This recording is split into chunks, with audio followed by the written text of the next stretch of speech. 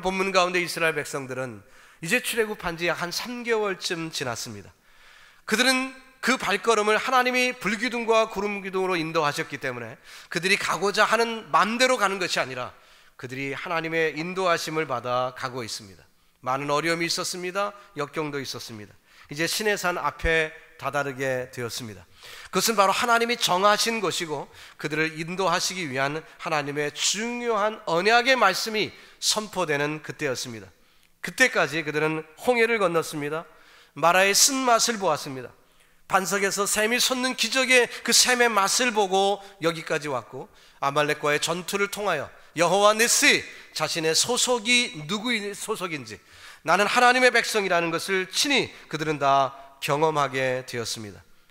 하나님은 약속하셨습니다. 불기둥과 구름기둥으로 인도하실 것을 약속하셨고, 그 약속대로 그들은 불기둥과 구름기둥의 인도하심을 받으며 거기까지 온 것입니다. 이제 이 시내산 언약을 주시기 직전에 하나님께서 모세를 부르시고 모세에게 말씀을 하십니다. 이스라엘 백성들에게는 시내산 언약, 다시 말하면 십계명으로 대표되는 그 말씀이 선포되는 순간은 너무너무 중요한 순간입니다. 그들의 삶에 엄청난 비중을 차지하는 그 말씀을 주시는 때입니다. 그리고 그 말씀을 주시는 원인이 있고 그 말씀의 내용이 중심이 있죠. 우리가 아는 대로 1계명부터 4계명까지는 하나님에 대하여, 5계명부터 10계명까지는 인간관계에 대하여 주신 말씀이기 때문에 우리가 그 내용을 잘 알고 있지만 결국 그 말씀을 왜 주셨을까? 그들은 과거 이집트에서 종살이 하던 사람들입니다. 노예 근성이 뼛속까지 들어가 있는 사람들이에요. 근데 그들이 이제는 새로운 삶을 살아야 된다는 거죠. 그래서 하나님의 기대가 그들에게 언약 백성으로 삼으신 기대가 있습니다. 하나님은 그들을 빼어내신 것이고 그들이 다른 삶, 즉 과거에 종살이 하던 그 삶이 아니라 이제는 새로운 삶을 살기를 원하셔서 그들이 거룩한, 즉 구별된 그 삶을 살기를 원하셔서 이 말씀을 주신 거예요. 그래서 십계명의 그 의미, 그 밑에 깔려있는 의미는 거룩이라는 것을 찾을 수가 있습니다.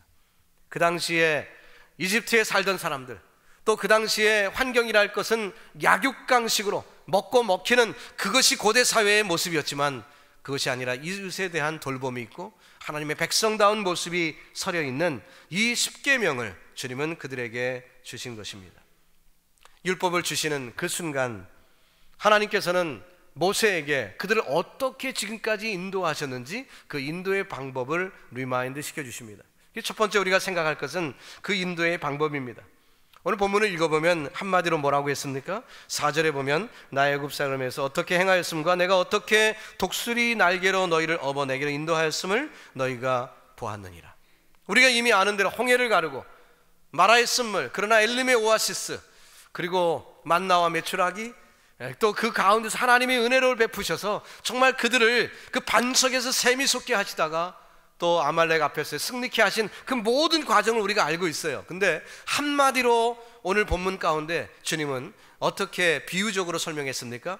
독수리 날개로 너희를 업어서 인도하였다, 이렇게 말씀을 소개했습니다. 이 독수리 날개로 업었다는 표현이 무슨 뜻일까요?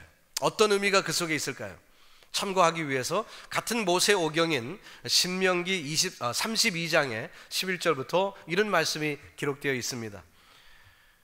마치 독수리가 그 보금자리를 어지럽게 하며 그 새끼 위에 너풀거리며 그 날개를 펴서 새끼를 받으며 그 날개 위에 그것을 엎는 것 같이 라는 표현이 나옵니다.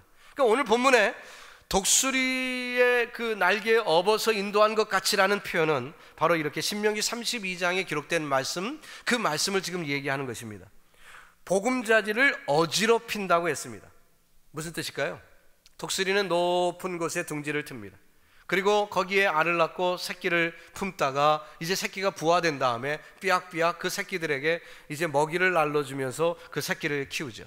그래서 어느 정도 자라면은 그 새끼들에게 이제 날개짓하는 나는 훈련을 시켜야 될 때가 옵니다. 그러면은 이 독수리는 그 둥지가 있는 그 나뭇가지를 흔들어냅니다.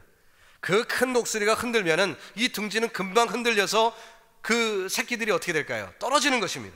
그러면 그 떨어지는 새끼들은 살고자 그 날갯짓을 파닥파닥 열심히 하지요. 그러나 승리할 수가 없습니다. 그것을 이미 알고 있는 어미새는 준비하고 있다가 싹 내려가서 자기의 등에 그 떨어지는 새를 받습니다. 그리고 다시 올라갑니다. 둥지에 다시 놓습니다. 그리고 또 다시 이젠 힘이 됐다 하면은 또 흔듭니다. 떨어지죠. 그러면 또 살려고 날갯짓을 하면 이제 받아내서 또 올려놓고, 이것을 몇 번 반복하다 보면은 그 새끼 새가 날 수 있는, 스스로 날 수 있는 지경에 가는 것이죠. 독수리는 자기의 새끼들이 그저 온실에서 자란 것과 같은 연약한 새끼들이 되지 않기를 원합니다. 강한 새가 되기를 원합니다. 그렇기 때문에 그 둥지에서 사정없이 떨어뜨리는 거예요. 우리 하나님께서 이스라엘 백성들을 그렇게 인도하셨다는 것입니다. 하나님께서 이스라엘 백성들을 그렇게 훈련시키셨다는 것입니다. 그러므로 홍해가 가로막히는 것이 필요했고, 그러므로 마라의 쓴물이 그들에게 필요했던 것입니다. 오늘날 저와 여러분도 마찬가지인 것입니다. 하나님께서 때로 우리를 강하게 훈련시키십니다. 목적이 있어요. 우리를 쓰시기 위한 것입니다. 그렇기 때문에 우리 앞에 아말렉이 가로막혀 있는 것 같은 느낌이 있을 때 여러분 놀라지 마십시오. 이것은 하나님이 나를 독수리처럼 훈련하시는 과정에 불과한 것입니다. 독수리가 피나는 훈련을 통해서 새 중에 임금이 되는 것처럼 하나님께서 많은 훈련과 연단을 통하여 저와 여러분이 강한 그리스도의 정병으로 태어나기를 주님은 원하시는 것입니다. 욥기 23편 10절에 있는 말씀처럼 그가 나를 단련하신 후에는 내가 정금같이 나오리라. 정금같이 나오리라. 여러분 훈련의 과정을 보면서 마음 약해지지 마시고 담대히 승리하기를 예수님의 이름으로 축원합니다. 강철의 퀄리티는 어디에 달려 있습니까? 얼마나 높은 고열로 연단했는지에 따라 그 강철의 강도가 결정이 되어 있는 거예요. 강하게 달구면 달굴수록, 뜨거운 열로 연단하면 연단할수록 그 철의 불순물들이 다 없어지기 때문에 순수한 강철만 남는 거죠. 그 철은 강하게 되는 것입니다. 때로 내 인생 가운데 나 자신을 돌아봅니다. 야, 나는 참 복도 지지리도 없어. 왜 나는 이럴까? 남들을 보면 잘 먹고 잘 사는데 왜 나는 이렇게 어려웠고 내 아이들은 이렇게 힘들고 내 가정은 이렇게 어려운가? 지질이 나는 못났지가 아니라 하나님이 나를 특별하게 보시기 때문에 나를 연단한 줄로 믿으시기 바랍니다. 하나님의 방법이에요. 여러분에게 고통이 있습니까? 정말 힘들어 견딜기 어려운 아픔이 있습니까? 지금 고열로 높은 열의 그 용광로에 내가 들어가 있는 거예요. 잠시 후에 하나님이 나를 정금같이 만들어 주실 줄로 믿습니다. 여러분, 이 시간 감히 제가 여러분께 도전합니다. 여러분의 인생이 지금까지 어떻고 지금 어떤 환경 가운데 있는지 모르지만 고난을 두려워하지 마십시오. 고통을 두려워하지 마십시오. 한 번 더 깊은 우물을 팔 수 있는 믿음의 멋진 고백과 결단이 있기를 예수님의 이름으로 축원합니다. 고통은 우리를 겸손하게 만듭니다. 고통은 인간다운 모습을, 우리의 인간의 연약함을 깨닫기 때문에 하나님이 나를 어떻게 만드셨는지를 깨닫게 합니다. 고난은 우리를 더욱더 하나님만 의지하고 나아갈 수 있도록 도와줍니다. 여러분의 인생 가운데 지금껏 이루었던 것, 그것 보고 교만하여 스스로 자만하지 마시고 하나님 앞에 정말 두렵고 떨리는 마음으로 겸손히 사시는 믿음의 종들 다 되기를 주님의 이름으로 축복합니다. 그렇다면 언약 백성을 이렇게 택하셨는데 그 언약 백성을 향한 기준이 있다면 어떤 사람이 바로 언약 백성이라고 말할 수 있을까요? 5절에 있는 말씀을 보니까 세계가 다 내게 속하였나니 너희가 내 말을 잘 듣고 내 언약을 지키면 너희는 열국 중에 내 소유가 될 것이라고 말씀했습니다. 하나님의 언약 백성의 기준은 다른 것에 있는 게 아니라 바로 순종에 있는 것입니다. 하나님은 그 백성을 택하셨습니다. 아무나 하나님 백성 되고 싶다고 되는 게 아닙니다. 하나님의 택함을 받아야 됩니다. 여러분과 제가 여기까지 온 이유는 하나님이 언젠가 나를 보시고 택하셨기 때문에 내가 여기에 지금 이 자리에 있는 것입니다. 그리고 그 언약을 받습니다. 그러면 이제 우리에게 필요한 기준이 있는데 그것은 언약에 순종하는 것입니다. 여기 먼저 보면 세계가 다 내게 속했다. 하나님은 그렇게 말씀했습니다.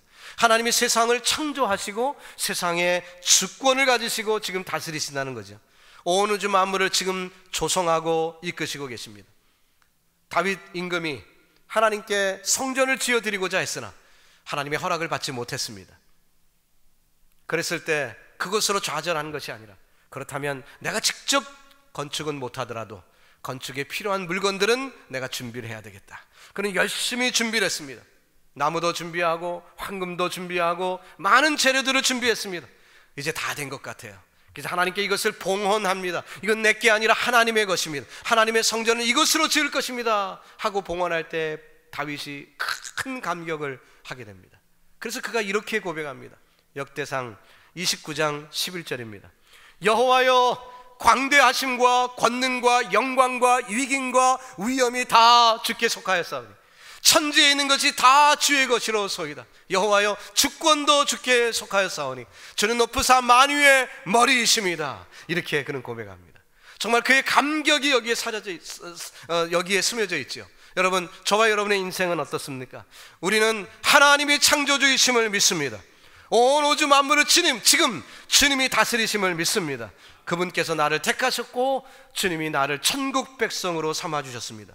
근데 그 기준이 어디 있다고요? 5절에 보니까 너희가 내 말을 잘 듣고 내 언약을 지키면, If you obey my voice and keep my agreement, 하나님의 말씀을 순종하며 그 말씀을 지키면 이라는 if, 조건으로 되어 있습니다. 이 조건이 충족이 되어야만 합니다. 내가 아무리 모태신앙이요 좋은 가정에서 태어났다 할지라도 하나님의 말씀을 경홀히 여기면 그는 언약 백성이 아닙니다. 아무리 교회에 그 발을 디디고 예배당을 내가 365일 하루도 빠지지 아니하고 나온다 할지라도 하나님의 말씀을 순종하지 아니하면 우리는 언약 백성이 아닙니다. 순종은 이렇게 중요한 것입니다. 하나님의 백성은 하나님의 말씀을 잘 들어야 합니다. 겸손한 자세로 순종해야 합니다. 여러분, 우리가 누구 말을 듣고 사느냐는 것은 상당히 중요한 것입니다. 어떤 이야기를 늘 듣고 사느냐는 너무너무 중요한 거예요. 본문 5절과 6절을 연결해서 보면 너희가 내 말을 잘 듣고 내 언약을 지키면 너희는 열국 중에 내 소유가 되겠고, 소유가 되겠다. 하나님의 포제션이 된다. 하나님의 소유가 된다. 어떤 의미로 이렇게 말씀하셨을까요? 하나님이 책임져 주신다는 것입니다. 여러분, 우리는 내 것이면 좀 관심이 더 많이 가지 않습니까? 남의 것은 별 관심이 없어요. 아무리 중요한 거라도 보고 그냥 지나칠 수 있어요. 그러나 내 것은 관심이 많습니다. 내 것은 관심이 많아요. 얼마 전에 자동차를 렌트를 해갖고 이렇게 제가 타고 갑니다. 근데 이제 그 대한민국에서 만든 그 자동차였는데 그때만 하더라도 한국 차가 렌트카에 없었어요. 요즘은 소나타니 뭐 엘란트라니 렌트카가 많이 이제 나오는데 그때만 하더라도 한국 차가 렌트카가 없었어요. 별로 나오지도 않았어요. 그런데 그 차를 타고 제가 렌트카를 딱 해갖고 이제 가는데 한참 이제 고속도로를 주행하는데 옆 차가 막 빵빵거리면 막 손을 흔드는 거예요. 이 동네 나를 아는 사람이 없는데 보니까 백인인데 막 손을 흔들면서 막 손을 치켜들면서 이럽니다. 가만히 보니까 그 차하고 이 차하고 똑같은 코리안 메이드 차예요. 자기가 타보니까 한국 사람들이 만든 차가 좋다는 거예요. 그런데 옆 차에 지금 한국 사람이 그 한국 차를 타고 가니까 신난 거예요. 창문을 내리고 막 손을 흔들며 치켜 세웁니다. 그래서 자기 거니까, 내 거니까 관심이 있는 거예요. 여러분, 우리도 마찬가지입니다. 하나님이 나를 바라볼 때 너는 내 것이다. 내가 너를 지명하여 불렀나니 너는 내 것이다. 하나님의 소유로 삼으셨어요. 할렐루야. 여러분, 그 은총을 누리시길 바랍니다. 내가 세상을 활보합니다. 맨하탄 거리를 걸어가도 나는 그냥 어떤 마이너리티 코리안 아메리칸이 아니라 하나님의 백성, 하나님의 소유된 자가 지금 맨하탄 거리를 걸어가고 있는 거예요. 할렐루야. 그 은혜를 누리시길 바랍니다. 어깨를 펴세요. 자신 있게 사시길 바랍니다. 우리는 하나님의 소유된 백성인 줄로 믿습니다. 하나님이 우리를 눈동자처럼 지키시고 하나님이 우리를 보호해 주실 줄로 믿습니다. 이 말씀을 받은 이스라엘 백성들이 어떻게 반응합니까? 8절 말씀을 읽어봅니다. 백성이 일제 응답하여 가로되 여호와의 명하신 대로 우리가 다 행하리이다. 우리도 한번 해봅시다. 여호와의 명하신 대로 우리가 다 행하리이다. 아멘. 이스라엘 백성들이 그렇게 응답을 했어요. 하나님의 백성은 하나님의 말씀에 귀를 기울이고 하나님의 말씀을 익히 듣고 그 말씀에 순종하는 것입니다.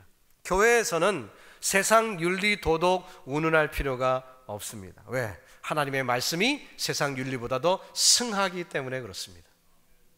뭐 세상에서 쓰는 흔히 우리 유교 문화 속에 흔히 쓰는 표현, 이런 표현이 있죠. 장유유서입니다 뭐 이렇게 표현하는데 교회에서는 그런 말 쓸 필요가 없어요. 성경에서 어른들께 공경하라는 말씀 다 있거든요. 근데 굳이 유교에서 쓰던 표현을 빌려와서 유교에서 이랬으니까 이러라고 뭐 그런 것처럼 그렇게 쓸 필요가 없어요. 십시일반이라는 불교 용어가 있습니다. 교회 성도들이 열심히 헌금해갖고 하나님의 귀한 사역 열심히 잘합니다. 뭐 성경에도 다 나와 있어요. 근데 굳이 십시일반입니다 이런 표현 쓸 필요가 없다는 거죠.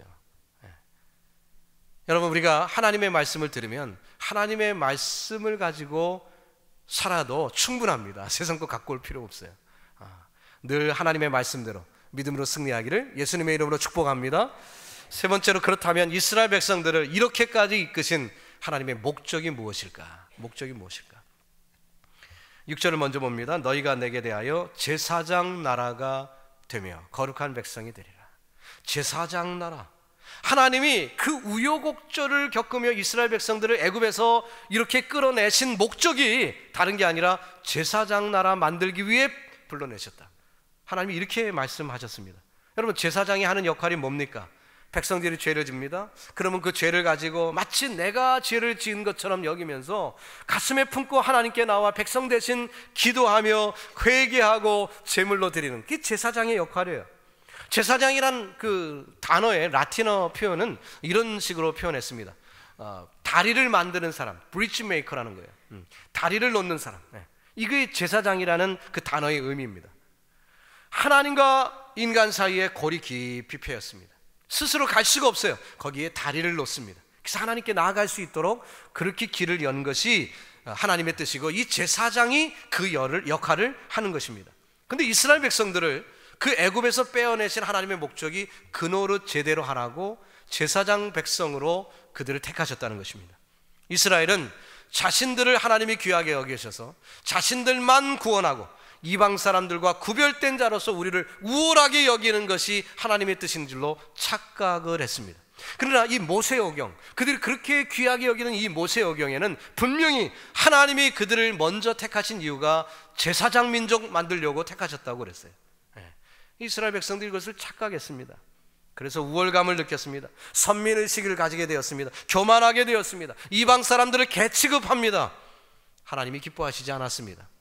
목적에 맞지 않았다는 거예요. 그랬을 때 어떻게 합니까? 그 나라를 없애버리셨습니다. 아무리 나라의 호칭이 이스라엘, 하나님과 겨루어 이겼다, 아무리 위대한 이름 가지면 못합니까? 소용없어요. 그 목적에 맞지 않을 때 하나님은 없애셨어요. 이것은 어미한 충고요, 어미한 경고의 말씀입니다. 저와 여러분이 예수 그리스도의 십자가의 보혈로 우리가 영적 이스라엘이 되었습니다. 하나님의 자녀가 되었습니다.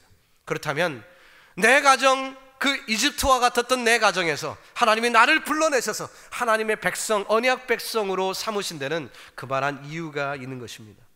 왜 주변의 많은 사람들보다 하나님께서 나를 택하셨을까? 목적이 있다는 거죠. 이유가 뭐라고요? 제사장 백성 삼으려고. 제사장 백성 삼으려고 주님은 저와 여러분을 먼저 빼어내신 것입니다. 여러분 가정에 일가 친척이 많이 있지만 특별히 나를 먼저 택하신 그런 분들이 계십니까? 여러분 직장에 거기 일하시는 분들이 여러 분 계시지만 그 중에 하필이면 나를 예수 믿는 사람으로 하나님이 그곳에 나를 두신 그런 그 환경에 있는 분들이 계십니까? 목적이 있습니다. 어떤 목적이라고요? 그 단체, 그 공동체에 나를 제사장으로 쓰시기 위하여. 이것은 남녀 구별이 없습니다. 높고 낮은, 나이의 고하도 구분이 없습니다. 아무리 어린아이라 할지라도 그 가정에 먼저 예수 믿었으면 그 아이가 그 집안의 제사장이에요. 아무리 남자가 뭐 어쩌고 해도 여성이 먼저 예수를 믿었으면 그 여성분이 그 가정에는 제사장입니다. 그 노릇을 잘 하십시오. 하나님이 여러분을 먼저 택하신 뜻이 그 속에 있는 줄로 믿습니다. 베드로전서 2장 9절에 베드로가 깨닫습니다. 오직 너희는 택하신 족속이요, 왕같은 제사장들이요, 거룩한 나라요, 그의 소유된 백성이니. 오늘 본문의 내용이 다 들어있죠. 이는 너희를 어두운 데서 불러내어 그의 기이한 빛에 들어가게 하신 자야 아름다운 덕을 선전하게 하려 하심이라. 하나님이 나를 왜 빼어내셨는지, 왜 나를 택하셨는지 아마 이 출애굽기에 있는 말씀을 사도 베드로는 철저히 깨달았어요. 그렇기 때문에 이 말씀 가운데 왜 우리를 먼저 택하셨는지 제사장으로 삼기 위하여 택하신 하나님의 뜻을 고백하고 있는 것입니다. 사랑하는 성도 여러분, 이제 저와 여러분은 예수 그리스도의 피로 말미암아 하나님의 언약 백성 된 줄로 믿습니다. 그렇다면 그 부르심의 뜻대로 왕같은 제사장 역할을 잘 감당할 수 있기를 바랍니다. 불신자를 볼 때, 믿지 않는 이들을 볼 때 우습게 여기며 손가락질하며 함부로 대해서는 안 되는 것입니다. 내가 믿음이 있다고 그들을 함부로 여겨서는 안 됩니다. 내가 먼저 믿음이 있는 이유는 그들을 귀하게 여기셔서 그들을 하나님 백성으로 만들기 위하여 나를 먼저 부르신 것뿐입니다. 여러분, 그 믿음 가운데 사명을 감당할 수 있기를 예수님의 이름으로 축복합니다. 우리 주변에 이웃들이 믿지 않는 이들이 많이 있다면 생명 되신 예수 그리스도의 복음을 전해야 할 줄로 믿습니다. 모든 민족의 죄를 내 가슴에 품고 기도하며 제사장으로 부르신 하나님의 역할을 감당해야 할 줄로 믿습니다. 저는 우리 교회 생일을 또다시 이렇게 맞으면서 우리 교회의 존재의 목적이 무엇인가, 하나님이 왜 우리 교회를 퀸스에 많은 한인교회 중에 제일 먼저 세워주시고 지금까지 인도하신 목적이 무엇일까, 담임 목사로서 고민하지 않을 수가 없습니다. 물론 제가 개척한 교회는 아닙니다. 하지만 저는 우리 교회 담임 목사로서 우리 교회 존재의 의미와 존재의 가치를 깊이 연구하지 않으면 안 되는 그런 입장에 있습니다. 이번에도 말씀을 이렇게 나누면서 또 준비하면서 깊이 고민하면서 우리 교회의 위치를 생각해 봤습니다. 왜 1960년대 많은 한인들이 이제 미국으로 이민 올 때 플러싱으로 퀸스로 한인들이 이주해 오는 그 순간 한진관 목사님과 또 성도들을 감동하시어 플러싱에 교회를 세웠는데 하필이면 우리 퀸스 한인교회가 제일 먼저 초교파적으로 어떤 그 단체보다도 먼저 우리 교회가 세워진 그 이유가 도대체 무엇일까? 하나님이 지명하여 분명히 세워주셨을 텐데, 하나님이 하셨을 텐데 하나님의 목적이 무엇일까? 한진관 목사님의 개인적인 목적이나 성도들의 목적 이전에 하나님이 세우신 것이 분명하다면 하나님이 세우신 목적이 무엇일까? 그 목적을 고민하며 이 말씀을 보니까 해답이 여기 있어요. 해답이 여기 있어요. 제사장 교회 되라고 우리 교회를 세워주신 줄로 믿습니다. 이스라엘 백성들을 다른 많은 민족보다 먼저 빼어내셔서 준비하신 하나님, 제사장 민족 되라고, 제사장 백성 되라고 그들을 부르셨다면 오늘날 많은 한인교회들 중에 지금 뉴욕에 450교회, 뉴저지에 250교회, 700여 교회 되는 많은 한인교회들, 그 가운데 우리 퀸스 한인교회를 제일 먼저 세워주신 하나님의 뜻이 무엇일까 도대체? 제사장 교회 되어라. 여러 교회들을 품을 수 있는 교회가 되어라. 너희 한 교회뿐이 아니라 여러 교회들을 섬길 수 있는 교회가 되어라. 그것이 그 속에 담겨진 뜻임을 저는 확신하며 믿습니다. 여러분, 저와 여러분이 중간에 언제 우리 교회의 멤버가 되었는지 모르지만 또 개척 멤버로 이 교회를 46년 동안 섬기신 교우들도 있지만 어쨌든 우리의 마음속에 한 가지로 동참하며 하나님의 뜻을 품어야 되는 것은 뭐냐면은 너 퀸스 한인 교회야, 제사장 교회 되어 뉴욕을 제대로 섬겨라, 이 말씀을 저와 여러분에게 주시는 줄로 믿습니다. 교회 생일을 맞는 이때 우리 각자 내가 섬기는 교회가 퀸스 한인 교회인 것이 분명하다면 우리는 하나님의 뜻을 받들어 그저 장자교회 그냥 자부심만 가지라고 주어진 것이 아닙니다. 그 장자의 역할은 참으로 중요한 것이고 이 제사장 노릇을 올바로 하라고, 뉴욕 교회가 힘들고 어려우면 이것은 나의 문제로 품고 내가 기도하며 헌신하라고 하나님은 우리에게 이 자리를 주신 것이고, 선교하는 것이 마땅히 교회의 의무라면 침에 지나도록 우리 교회가 최선을 다할 때 다른 교회들의 본이 되어 많은 교회들이 하나님의 뜻대로 선교하는 교회가 되는 것입니다. 여러분, 우리 배만을 위하여 우리 교회가 세워진 것이 아닙니다. 우리는 늘 이 점을 생각하며 주님께 헌신하는 믿음의 종들이 되어야 할 줄로 믿습니다. 제게는 아이들이 많이 있습니다. 그래서 아이들이 많이 있어서 그 고민이 있었습니다. 하나님의 애들을 많이 주셨는데 그럼 이 애들을 어떻게 잘 키울 수 있을까? 목사가 목회 일로 바쁘고 그런데 이 아이들을 어떻게 키우나 고민이 생겼습니다. 기도하면서 하나님의 지혜를 구할 때 하나님이 지혜를 주셨어요. 어떤 지혜를 주셨냐면 하나만 잘 키워라. 하나만 잘 키워라. 많은 거 고민하지 말고 하나만 잘 키워라. 이 지혜를 주시더라고요. 그래갖고 하나에 포커스했습니다. 말씀으로 기도로 잘 양육을 했어요. 그때 이 아이가 우뚝 서갖고 지금은 전도사 강도사가 됐잖아요. 얼마나 감사한지. 근데 어렸을 때 그러면 그 동생들은 어떻게 하느냐? 동생들은 그래서 이 큰 아이에게 좀 권세를 많이 줬습니다. 그래서 용돈을 내 아이에게 줄 때 내 아이 하나씩 이렇게 주지 않고 첫애한테 용돈을 다 주고 그 아이가 동생들한테 용돈 주게 했어요. 여러분, 뭐니 해도 뭐니입니다. 돈을 주는 형을 보면서 돈을 주는 오빠의 말을 어떻게 할까요? 순종하게 되어 있어요. 그래갖고요, 저희 집에는 아이들이 뭐 연년생 거의 뭐 그렇게 바토바토 이렇게 넷을 쭉 낳지만 그 나이 차이 얼마 안 나는데 형의 말을 절대 복종합니다. 절대 복종해요. 이게 돈의 파워지만 어쨌든 하나님이 저에게 지혜를 주셔서 그렇게 첫 아이의 권세를 높였어요. 그랬더니 그 아이가 바로 쓰니까 동생들도 믿음 가운데 바로 쓰더라고요. 어디를 가더라도 기도하자, 어디를 가도 예배드리자. 제가 얘기하면 어떨까요? 아유, 아빠는 목사니까 뭐 이럴 거예요. 그런데 형이 그러니까 애들이 다 순종을 합니다. 제가 이 장자의 역할이 얼마나 중요하다는 것을 저는 막내로 자라서 잘 몰랐는데 제가 아이들 넷을 키우면서 얼마나 중요한 것을 배우는지 몰라요.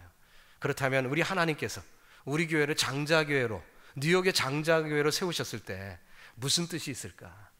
퀸스 한인교회 너 잘해라. 너희들 잘해라. 그러면 퀸스에 있는 많은 한인교회들이 잘 될 것이다. 하나님이 우리에게 그렇게 말씀하시는 줄 믿습니다. 여러분, 저와 여러분이 잘 돼야 돼요. 우리 교회가 잘 돼야 됩니다. 그래야 우리 뉴욕에 있는 한인교회들이 우리를 바라보고 소망을 보고요, 하나님의 영광이 더 크게 드러날 줄로 믿습니다. 우리 한 교회 잘 먹고 잘 살기 위해서 하는 얘기가 아니라 우리 교회가 장자교회고, 이것은 태생적으로 하나님이 그렇게 우리를 정하셨다면 우리는 더 큰 사명을 가지고 여러분 뉴욕을 섬기고 또 이 많은 지역교회들을 섬겨서 하나님께 영광 돌리는 아름다운 공동체 되기를 주 예수의 이름으로 축복합니다. 기도하겠습니다. 주님만